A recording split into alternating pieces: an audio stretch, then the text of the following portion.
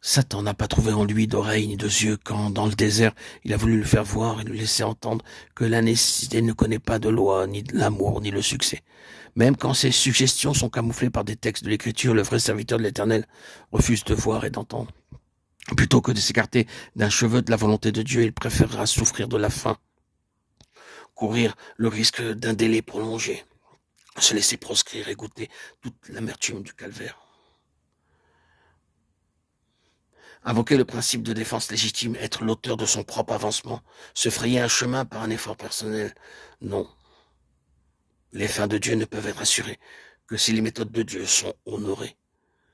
Porter ce serviteur-là par un mouvement brusqué sur un trône de fortune et compromettre ainsi les résultats spirituels de sa mission. Aucun mouvement populaire n'y parviendra. Derrière la sollicitude d'un ami inquiet pour son bien-être et son sort à venir, il se reconnaîtra l'adulation retorse de son adversaire, le serpent.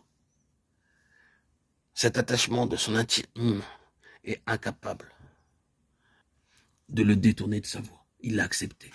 Il en connaît les pièges, même quand l'épreuve atteint son paroxysme, à l'heure de l'indicible souffrance. On aura beau épuiser contre lui les dernières armes de la corruption et lui promettre de croire en lui et de le suivre. Rien ne peut le faire descendre de la croix. Ce serviteur-là personnifie le sacrifice entièrement consumé de l'ancienne alliance. Il reconnaît à Dieu tous ses droits et son seul objectif est de lui en assurer la jouissance. Ces droits, ils se résument tous en deux mots, ta volonté. Et ils exigent de sa part l'abandon le plus absolu, une attitude dépourvue de la plus petite suggestion de volonté personnelle. Semblable abandon fera toujours du serviteur de Dieu un homme qui n'est pas de ce monde, ni par la pensée, ni par l'esprit. Souvent, il devra dire non et provoquer de ce fait bien des malentendus.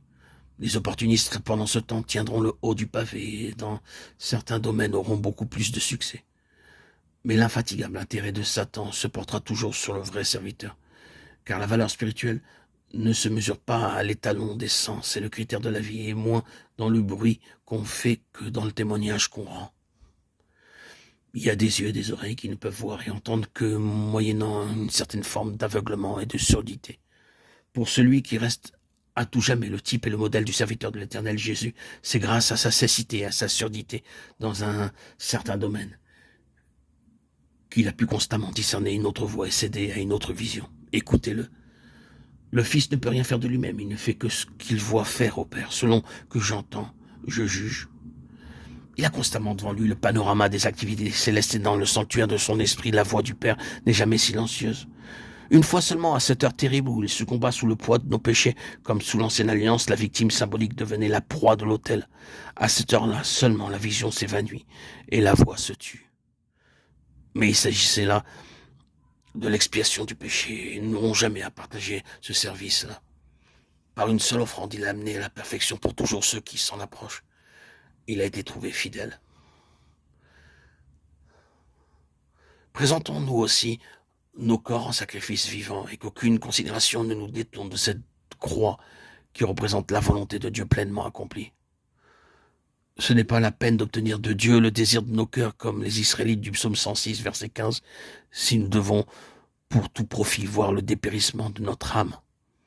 À quoi bon céder à ce qui frappe les oreilles et les yeux du dehors, si c'est pour perdre la vision intérieure et devenir sourd à la voix de Dieu?